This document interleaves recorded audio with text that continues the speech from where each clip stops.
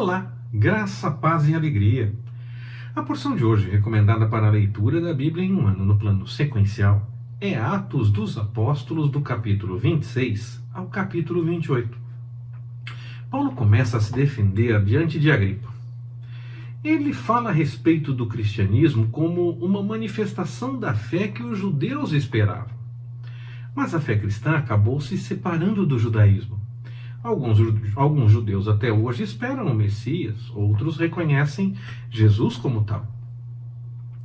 Há sim momentos para dividir, para separar, como foi com a separação entre Paulo e Barnabé, como a separação entre o judaísmo e o cristianismo, como foi a Reforma Protestante e tantos outros momentos. Mas nós não devemos desejar a separação. Ela não pode acontecer de forma banal. Não podemos fazer por qualquer coisa, e nem para mostrar que temos razão e que estamos certos, para esfregar na cara do outro que realmente tínhamos que fazer. Essas coisas acontecem para mostrar que o Senhor realmente tem um direcionamento, que o Senhor tem um encaminhamento para determinadas situações. E nós fazemos para a edificação do corpo, para buscar a vontade dele. Então, quando há algum erro doutrinário, quando há algum entendimento errado, quando há algumas coisas que estão afastando da vontade do Senhor, nós devemos sim deixar de lado aquilo que está indo contra a vontade do Senhor e avançar na direção da vontade dele. E se for com separação, com divisão, nós temos que fazer isso, porque nós buscamos a vontade do Senhor, como foi com o judaísmo e o cristianismo. Mas nós não podemos preferir isso por qualquer coisa, não podemos fazer isso por qualquer coisa, encaminhar uma separação, uma divisão de forma banal, ou para esfregar na cara do outro que tinha razão, que ia dar certo e que é isso mesmo.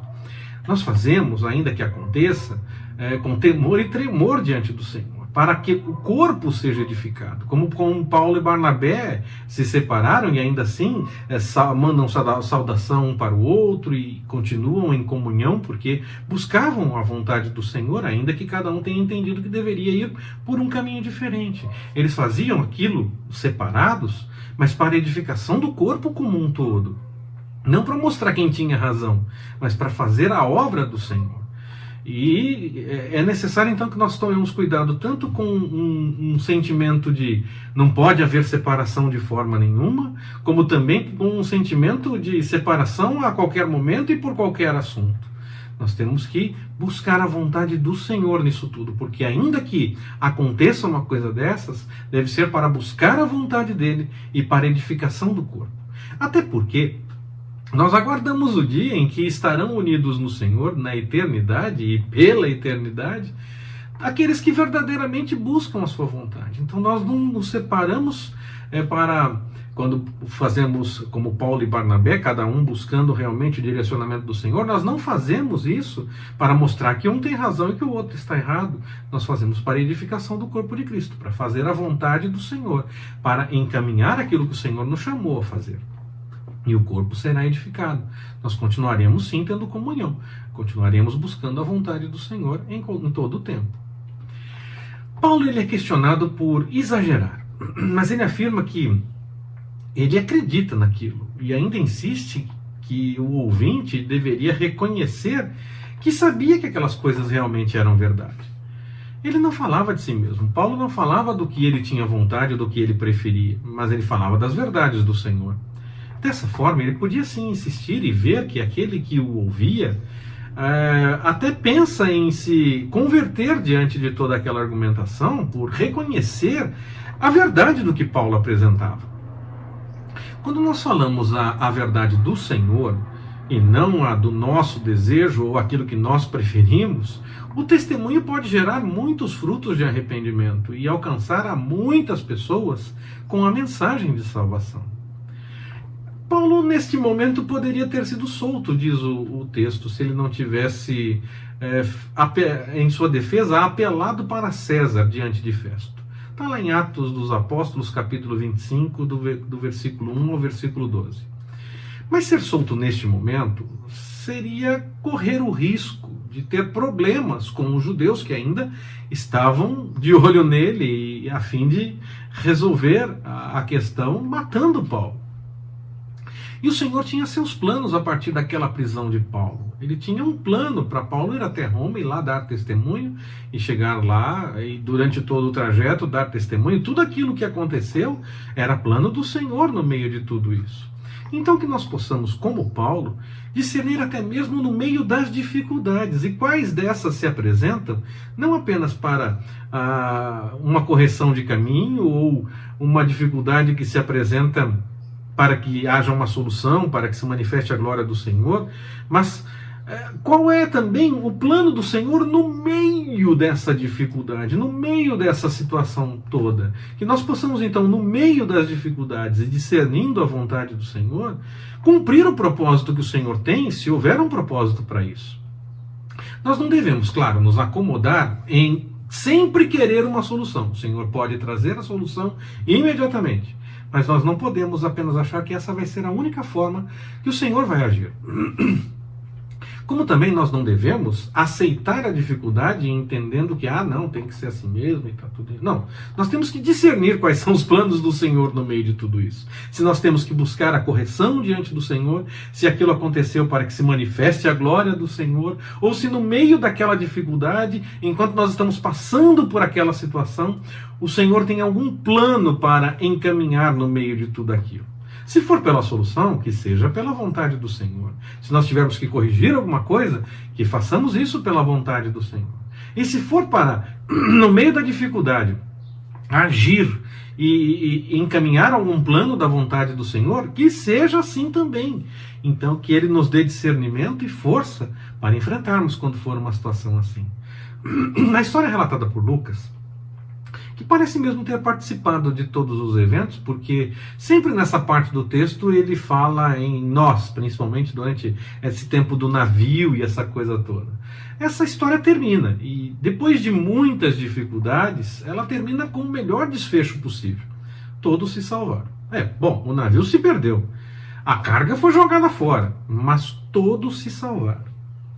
Depois de salvo da água, da tormenta e do naufrágio, já em terra firme, os habitantes daquele local começam a cuidar daqueles que foram salvos. Mas um novo susto se apresenta. Paulo é picado por uma cobra. E todos esperam que ele logo tivesse problemas e até morresse rapidamente. Eles acreditam mesmo que ele fosse alguém muito ruim, que tivesse um grande pecado para ter que pagar pelos seus erros e essa coisa toda, já que ele foi salvo de um naufrágio e tem um problema desses. Não é boa pessoa esse aí, não.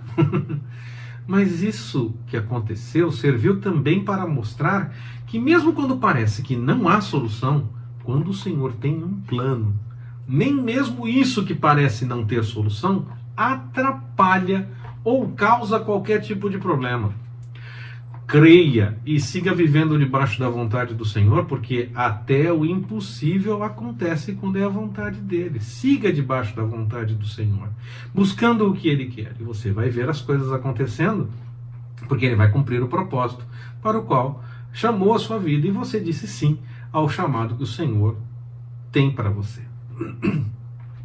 Paulo nos mostra que, mesmo preso, mesmo tendo certeza que ele tinha que ir para Roma, já nesse caminho, ele ia encaminhar a sua situação e sabia que tinha outros planos que o Senhor tinha para realizar através da vida dele. Ele, sabendo que tinha realmente que ir para Roma, depois desse naufrágio, ele ainda realiza a obra no local por onde ele passou. Que nós possamos entender que nós somos todos missionários em todo o tempo. Não só quando deixamos tudo para ir para uma semana ou um mês de atividades missionárias, ou quando deixamos tudo e vamos para a obra em definitivo. Nós somos missionários em todo o tempo, enquanto vamos pelo caminho, enquanto vamos fazendo as nossas coisas, enquanto vamos no mercado, na padaria, enquanto vamos ao trabalho, a um passeio, em tudo nós somos missionários. Nós somos aqueles que realmente devem apresentar as coisas do Senhor. Então, como testemunhas do Senhor, onde quer que Ele nos permita ir, em todos os caminhos que Ele mesmo nos levar, ou pela internet, ou em qualquer outra, em outro momento, em todas as situações que o Senhor nos permitir viver, que nós possamos realmente agir como missionários e evangelizar com pregações e também com o nosso testemunho. Façamos em todo o tempo a obra do Senhor. Mesmo que, eu tenho, meu destino é a Jerusalém celestial. Amém, é sim, glória a Deus. Mas nós estamos aqui, enquanto estamos aqui, temos que seguir fazendo a obra. O meu destino é ser missionário na África. Legal, enquanto você vai na padaria comprar pão, enquanto você não foi, você também esteja trabalhando como missionário, pois o Senhor te chamou para isso. Onde você for, nos seus passeios, nas suas atividades comerciais, nos seus estudos, em qualquer coisa, seja sempre missionário, deixando claro que serve ao Senhor. Tanto falando, tanto anunciando, mas muito mais vivendo de acordo com o que a palavra orienta. Paulo não era um preso comum. Os demais presos são entregues ao centurião. Mas Paulo pode morar com um soldado que guardava a sua vida. Ele guardava para ter certeza. Ele estava como preso, claro, mas era um preso diferente. Os judeus de Roma dizem que não receberam nenhuma informação sobre o caso. Eles não ficaram sabendo que Paulo era chamado de herege ou que estava indo contra o judaísmo simplesmente. Eles não ficaram sabendo daquelas coisas que estavam acontecendo desde Jerusalém e que Paulo então apelou para ir até Roma. Mas Paulo era sim reconhecido como cristão. Apesar dele não ser tido como aquele que estava falando contra o judaísmo simplesmente, eles citam ali, quando conversam com Paulo, sobre a seita. A seita era como o cristianismo era conhecido ainda naquele momento. Em Antioquia começou a ser chamado de cristão, mas aqueles que seguiam a Cristo, mas ainda se falava muito em a seita ou os do caminho. Até que depois se tornou mais comum falar o cristianismo, o cristão. Mas os judeus de Roma, eles ainda entendiam como a seita. Outros falavam os do caminho e aos poucos ia difundindo o nome cristão. Então naquele caso, a seita era o cristianismo. E eles querem ouvir a respeito dessa seita, que no caso é o cristianismo. Que nós sejamos então, como Paulo, reconhecidos como quem faz parte do cristianismo. Que as pessoas olhem para nós e digam, esse realmente faz parte do cristianismo, esse é diferente. E que as pessoas queiram ouvir a nossa pregação, como foi com Paulo. As pessoas quiseram ouvir o que ele tinha para anunciar. Paulo então aproveita a chance dada pelo Senhor para argumentar primeiro com os judeus, como ele sempre fez. Ele não argumenta com eles assim, é isso mesmo e acabou, aceita que dói menos. Não, ele não fez isso.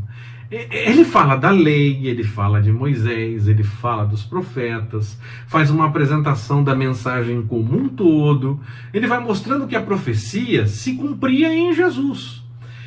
Foi um grande estudo bíblico, então que nós possamos, como Paulo, discernir a vontade do Senhor e, mais que isso, que nós estejamos prontos a anunciar e a realizar, viver essa vontade do Senhor.